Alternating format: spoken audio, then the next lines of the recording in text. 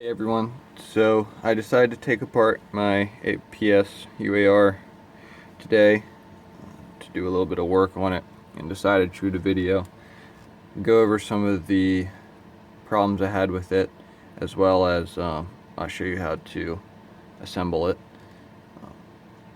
So first off, first issue I had straight out of the box was the hop up was not working. I tried adjusting it and the BBs just kept curving straight down. So I fixed that, and then I went to take the gun apart and had to deal with the flash hider that goes on the front, which was quite difficult to remove. It was glued on there. I don't know what kind of glue, but I tried sticking it in boiling water multiple times. Eventually I had to just get 2 wrenches and pry it, and you can see it scratched up the barrel, scratched up the flash hider too, which I ended up replacing it with just a mock suppressor. Looks wise, I liked that better. Alright, the other thing was, you'll see this is not the stock motor. I replaced that pretty much right away as well, because the stock motor just did not have enough power for me. I mean, it's okay if you're running the low power spring, but I wanted a high rate of fire. I also wanted to run an M130, so I wanted more torque and more speed. So I went with a high torque motor. And then another issue I had was the bushings. The stock bushings are made of a soft metal, and they started to oval out quite quickly on the M130 spring, so I ended up having to replace those.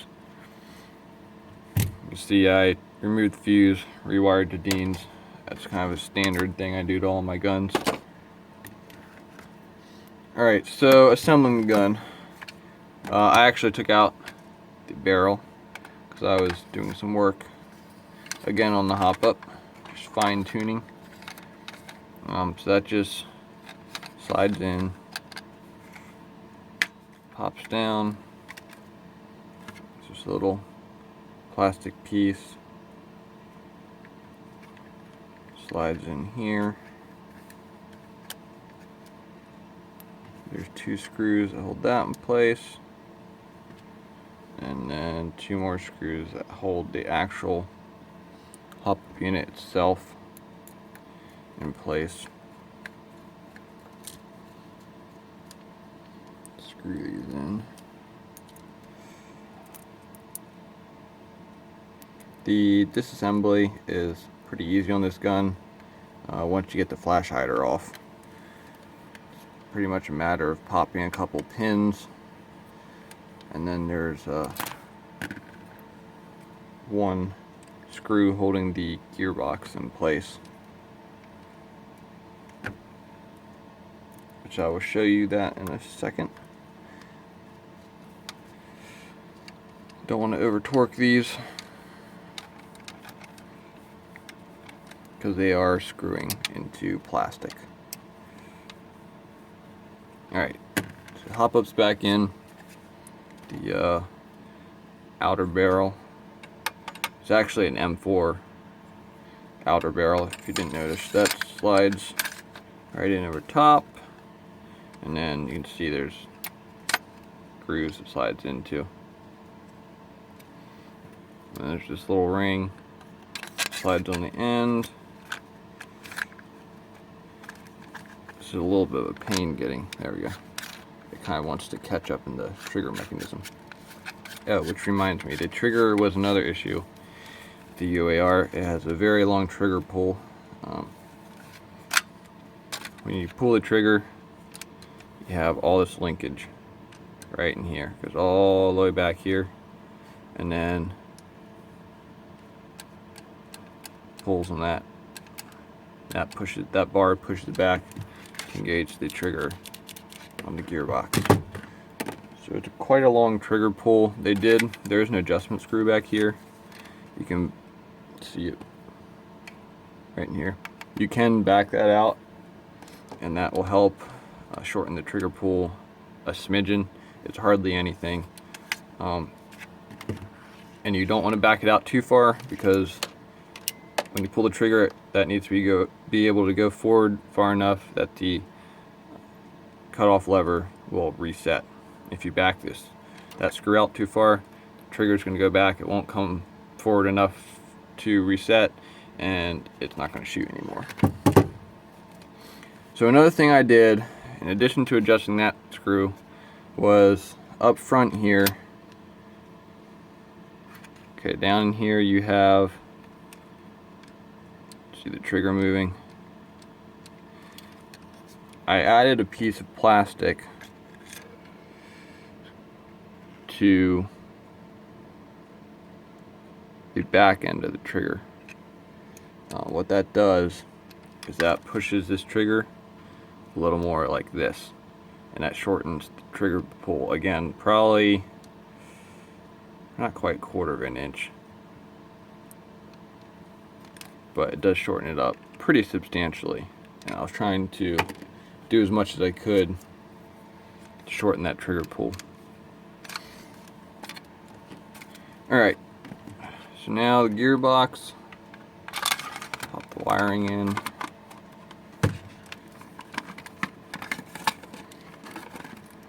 Make sure the gun is on safety. I mean, not safety, on semi when you disassemble or reassemble it. So the gearbox slides in like that. Make sure that your trigger linkage down here, the bar for the selector switch, has to slide in to another bar down there. Slide that in.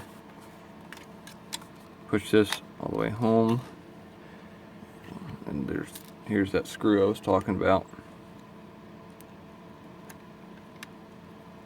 It slides in there. Also beware if you change the bucking. I noticed that the UAR bucking, the lip on it is a bit shorter than most other buckings. Let me see if I can show you here. So for example, this is the UAR bucking. See that lip on the end? See how short that is in comparison to a standard? See the difference? This is a standard bucking. This is the UAR bucking. Okay, so what that lip does, if you put a standard bucking in there, that rubber is going to poke through up here in the feeding nozzle for the magazine. What that's going to do is the BBs are going to come up. They actually push on this lip and fold it over, and you get jams. Okay, I put a new bucking in my gun. It was jamming up. Couldn't figure it out for a while. Finally figured out that's what it was, so I just had to shave off a little bit of that lip. On the topic of feeding issues, magazines. These guns tend to be picky. This is the version 1. I have not shot the version 2s, but the version 1s tend to be picky about magazines. Feeding wise, one thing I did was I glued a little piece of plastic in here at the back of the mag well, just to help tighten up the magazines. Another thing is, these guns, again the version 1, don't know about the version 2, do not take mid caps. The reason being, on the mid cap, this right here, the solid piece of plastic, it goes back probably another 1/8 inch or so. And in the mag well, it doesn't have enough room. You'll see what I did is I just drilled that out there a little bit farther to allow the use of mid caps. It can still be finicky on feeding though. This high cap I have seems to work fine,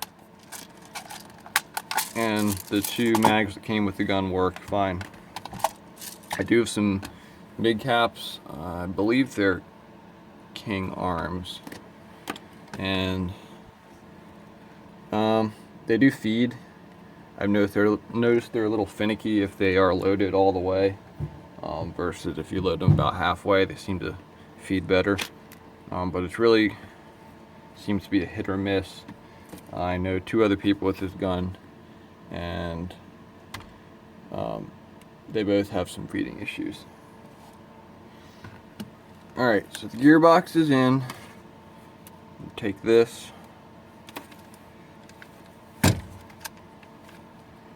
See these notches on the bottom? Just lines up. That pops down and should just slide back in here.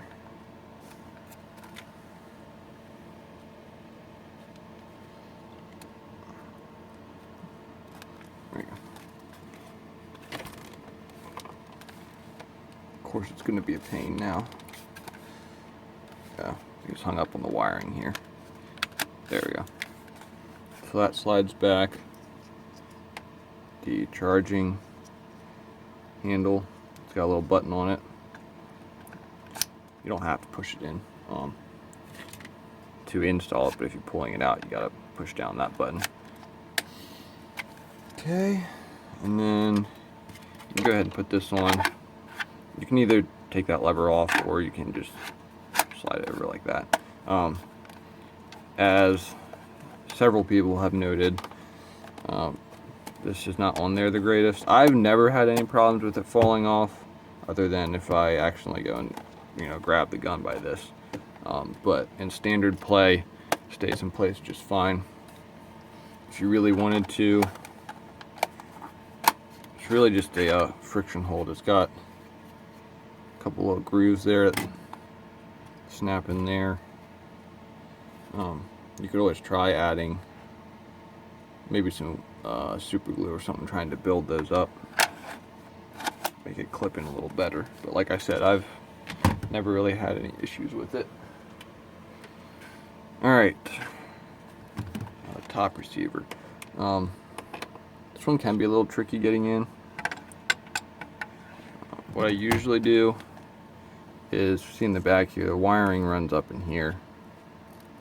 So usually I get that started.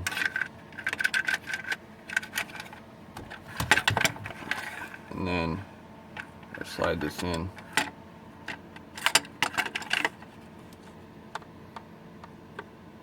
Slide through the front there.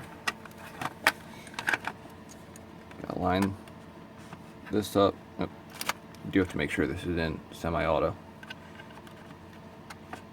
That slides in, and then it kind of hangs up. You just gotta pull it, and then pops over and down. And you have one body pin here. Stick the stock back on.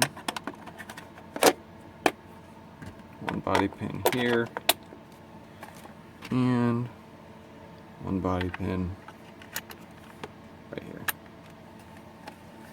And you'll notice I added the PEQ box because I don't run stick type batteries, and that's what this gun is made to take.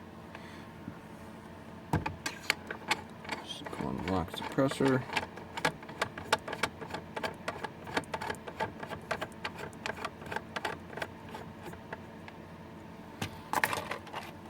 There we go, it's back together. It did include one quick detach sling mount. There's a spot there for it on each side of the gun. Same thing on each rail. This one's covered up by the PEQ box, but it's back in there. I generally don't run slings, but if I do, it's just the 1-point sling, so one sling mount works fine for that.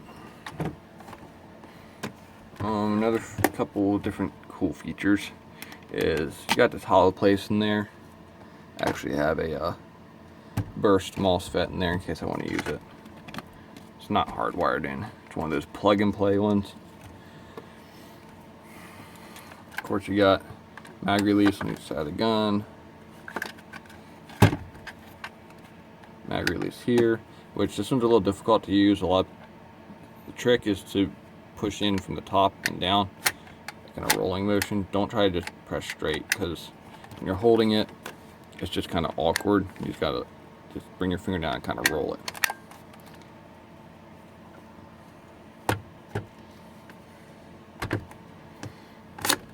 Of course, the locking charging handle, and then the release.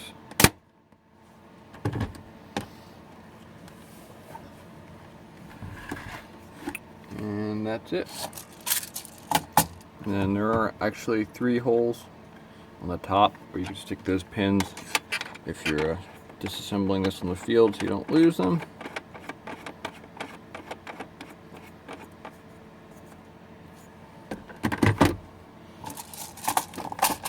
It does look a bit goofy with those full size and 4 mags.